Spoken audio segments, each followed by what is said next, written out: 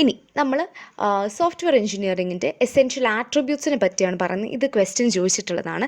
So 4 attributes ആണുള്ളത്. ആദ്യത്തേത് മെയിൻറ്റെയിനബിലിറ്റി എന്ന് പറഞ്ഞു കഴിഞ്ഞാൽ ഇപ്പം നമുക്കറിയാം ഒരു സോഫ്റ്റ്വെയർ എന്ന് പറയുന്നത് ഒരു കസ്റ്റമറിൻ്റെ നീഡായിരിക്കും. അപ്പം ഈ ഒരു നീഡ്സ് ചിലപ്പം ഓരോ സിറ്റുവേഷൻ അനുസരിച്ച് ഇത് ഇവോൾവായി വരാം. സോ നമ്മളുടെ ഈ ഒരു സോഫ്റ്റ്വെയറിൽ വരുന്ന ചേഞ്ചസിന് ഇംപ്ലിമെൻറ്റ് ചെയ്യാനായിട്ട് സാധിക്കും without compromising any existing functionality. അതാണ് മെയിൻറ്റെയിനബിലിറ്റിയിൽ വരുന്നത്. രണ്ടാമത്തത് ഡിപ്പെൻഡബിലിറ്റി എന്ന് പറയുന്നത് ഇപ്പം റിലയബിലിറ്റി, സെക്യൂരിറ്റി, സേഫ്റ്റി ഇങ്ങനത്തെ ക്യാരക്ടറിസ്റ്റിക്സ് ആണ് ഡിപ്പെൻഡബിലിറ്റിയുടെ കീഴിൽ വരുന്നത്. സോ ഇപ്പോൾ if it is a dependable software, ഇപ്പം ഒരു സിസ്റ്റം ഫെയിലിയർ ആയെന്ന് കരുതിയെങ്കിൽ പോലും നമുക്ക് ഒരു കാര്യമായ ഡാമേജോ പ്രശ്നങ്ങളോ കൊണ്ടുവരുത്തിക്കത്തില്ല if it is a dependable system. And സെക്യൂരിറ്റിയുടെ കാര്യം നമുക്കറിയാം, പ്രൈവസി, പിന്നെ എന്തെങ്കിലും വൈറസ് അറ്റാക്സോ ഇപ്പം എന്തെങ്കിലും ബ്രീച്ചസോ അങ്ങനത്തെ കാര്യങ്ങളൊക്കെ പ്രിവെൻറ്റ് ചെയ്യുന്നതാണ്, അല്ലെങ്കിൽ അതിനെ ഒരു പരിധി വരെ തടുത്ത് നിൽക്കുന്നതാണ് സെക്യൂരിറ്റി കൊണ്ട് ഉദ്ദേശിക്കുന്നത്. എഫിഷ്യൻസി എന്ന് പറയുന്നത് നമ്മൾ യൂസ് ചെയ്യുന്ന സിസ്റ്റം റിസോഴ്സസിനെ വേസ്റ്റ് ചെയ്യാതെ അതിനെ കറക്റ്റായിട്ട് യൂട്ടിലൈസ് ചെയ്യുക, മാക്സിമം യൂട്ടിലൈസേഷൻ, അതാണ് എഫിഷ്യൻസിയും കൊണ്ട് നമ്മൾ ഉദ്ദേശിക്കുന്നത്. അടുത്തത് അക്സെപ്റ്റബിലിറ്റി എന്ന് പറയുന്നത് നമ്മൾ we are designing this software for a set of users to use, അല്ലേ? ഇപ്പം നമ്മളുടെ കോളേജിൻ്റെയൊക്കെ ഇപ്പം ഹോംവർക്ക്സ്, അസൈൻമെൻറ്റ്സ് ഒക്കെ സബ്മിറ്റ് ചെയ്യുന്ന പ്ലാറ്റ്ഫോം ആണെങ്കിലും മാർക്സ് കാണിക്കുന്ന പോർട്ടലൊക്കെ ആണെങ്കിൽ പോലും അത് നമ്മളാണ് യൂസ് ചെയ്യുന്നത്. സോ നമ്മൾക്കത് യൂസർ ഫ്രണ്ട്ലി ആയിട്ടും അക്സെപ്റ്റബിൾ ആയിട്ടും ഇരിക്കണം. So these are the 4 essential attributes of software engineering. Software എഞ്ചിനീയറിങ്ങിൻ്റെ ഇമ്പോർട്ടൻസിനെ പറ്റി പറയുകയാണെന്നുണ്ടെങ്കിൽ ആദ്യത്തെ കാര്യം നമ്മൾക്ക് കുറച്ചുകൂടെ ഫ്ലെക്സിബിളായിട്ടും നമുക്ക് കുറച്ചുകൂടെ നീഡ് ബേസിസിലും റിലയബിളായിട്ട് ട്രസ്റ്റ് വർത്തി ആയിട്ട് പ്രോഡക്ട്സിന് ഡിസൈൻ ചെയ്യാനായിട്ട് നമുക്ക് സാധിക്കും. ആൻഡ് ലോങ് റണ്ണിൽ ഇത് കുറച്ചുകൂടെ ചീപ്പറായിരിക്കും.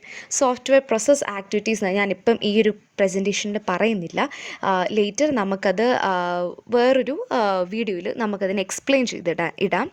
ഇനി നമ്മൾ ഡീൽ ചെയ്യുന്നത് what are the general issues that affect the software. First one is the heterogeneity എന്ന് പറഞ്ഞു കഴിഞ്ഞാൽ ഇപ്പം നമുക്കറിയാം ഒരു പർട്ടിക്കുലർ ഡിവൈസ്, ഇപ്പം ആൻഡ്രോയിഡ് ഉണ്ട്, iOS ഉണ്ട്, അപ്പം ഈ പല across different set of devices അല്ലെങ്കിൽ ഡിഫറെൻറ്റ് ടൈപ്സ് ഓഫ് കമ്പ്യൂട്ടേഴ്സ് അല്ലെങ്കിൽ ഡിഫറെൻറ്റ് പ്ലാറ്റ്ഫോംസിൽ ഈ ഒരു സോഫ്റ്റ്വെയർ റൺ ചെയ്യാനായിട്ട് സാധിക്കണം. സോ അത് ഈ പ്ലാറ്റ്ഫോം ഇൻഡിപെൻഡൻ്റ് ആയിരിക്കണം, എല്ലാത്തിലും ഒരേ റിസൾട്ട് തന്നെ ഈൽഡ് ചെയ്യണം. രണ്ടാമത്തെ ഇഷ്യൂ എന്ന് പറയുന്നത് ബിസിനസ് ആൻഡ് സോഷ്യൽ ചേഞ്ച്. നമുക്കറിയാം നമ്മളുടെ ചുറ്റുമുള്ള സിറ്റുവേഷൻ പല രീതിക്ക് മാറിക്കൊണ്ടിരിക്കുകയാണ്. ഇപ്പം നമ്മളുടെ ഡിമാൻഡ്സ് മാറുവാണ്, നമുക്ക് നമ്മളുടെ റിക്വയർമെൻറ്റ്സ് മാറുകയാണ്. സോ ഈ മാറുന്ന റിക്വയർമെൻറ്റ് അല്ലെങ്കിൽ മാറുന്ന ഡിമാൻഡിനെയോ എൻകോപ്പറേറ്റ് ചെയ്യുക, നമ്മളുടെ ഇപ്പോഴത്തെ ഈ ഒരു സോഫ്റ്റ്വെയറിൽ എൻകോപ്പറേറ്റ് ചെയ്യാനായിട്ട് സാധിക്കണം. പക്ഷേ അപ്പം ഇറ്റ് മസ്റ്റ് ബി ഫ്ലെക്സിബിൾ. അങ്ങനെയാണെന്നുണ്ടെങ്കിൽ ചേഞ്ചസിനെ നമുക്ക് അക്കോമഡേറ്റ് ചെയ്യാനായിട്ട് സാധിക്കും. മൂന്നാമത്തെ പ്രോബ്ലം സെക്യൂരിറ്റി ആൻഡ് ട്രസ്റ്റ്. അത് വളരെ ഏതൊരു സോഫ്റ്റ്വെയർ യൂസ് ചെയ്യുമ്പോഴും നമ്മൾ ഫേസ് ചെയ്യുന്ന ഒരു ഇഷ്യൂ ആണ് സെക്യൂരിറ്റി ആൻഡ് ട്രസ്റ്റ് എന്ന് പറയുന്നത്. നാലാമത്തത് സ്കേലബിലിറ്റി എന്ന് പറയുന്നത് basically it must be within A wide range of scales. എന്ന് വെച്ച് കഴിഞ്ഞാൽ ചെറിയ ബിസിനസ്സസ് അല്ലെങ്കിൽ ചെറിയ യൂസ് മുതൽ വലിയ യൂസ് വരെ ഈ ഒരു സോഫ്റ്റ്വെയർ യൂസ് ചെയ്യാനായിട്ട് സാധിക്കണം. പല ഗ്രൂപ്പ് ആൾക്കാരെ അല്ലെങ്കിൽ സെറ്റ് ഓഫ് പീപ്പിളിനെ ഒരുമിച്ച് അല്ലെങ്കിൽ പല സെറ്റ് ഓഫ് നീഡ്സിന് അല്ലെങ്കിൽ പല റിക്വയർമെൻറ്റ്സിനെ ഒരുമിച്ച് കൊണ്ടുവരുത്തിക്കാനായിട്ട് സാധിക്കണം, ഇംപ്ലിമെൻറ്റ് ചെയ്യാനായിട്ട് സാധിക്കണം. സോ അത്രയാണ് നമ്മളുടെ MSSൻ്റെ ഫസ്റ്റ് മോഡ്യൂളിൻ്റെ ഒരു ഇൻട്രൊഡക്ഷൻ, അല്ലെങ്കിൽ കുറച്ച് ബേസിക് ആയിട്ടുള്ള കാര്യങ്ങളാണ് നമ്മൾ പറഞ്ഞു പോയിട്ടുള്ളത്. Next is software engineering ethics എന്ന് പറയുന്നത് ബേസിക്കലി 4 കാര്യങ്ങളാണ് ഇതിനകത്ത് നമ്മൾ ഡിസ്കസ് ചെയ്യുന്നത്. ആദ്യത്തേത് കോൺഫിഡൻഷ്യാലിറ്റി എന്ന് പറയുമ്പോഴത്തേനും നമ്മളുടെ ഇപ്പം ഒരു എംപ്ലോയീൻ്റെ കുറച്ച് ഡീറ്റെയിൽസ് ഉണ്ടാവും, കുറച്ച് ഇൻഫർമേഷൻ ഉണ്ടാവും, അത് വേറൊരാൾ അറിയാനായിട്ട് പാടില്ല. The information that is given to you must stay within you എന്നുള്ളൊരു സംഭവമാണ് കോൺഫിഡൻഷ്യാലിറ്റി എന്ന് പറയുന്നത്. We need to respect that particular concept. അതായത് ക്ലയൻറ്റിൻ്റെ എന്ത് പേഴ്സണൽ ഇൻഫർമേഷൻ ഉണ്ടെന്നുണ്ടെങ്കിലും ആസ് പെർ ദി അഗ്രിമെൻറ്റ് അത് പുറത്തോട്ടൊന്നും പോകാനായിട്ട് പാടില്ല.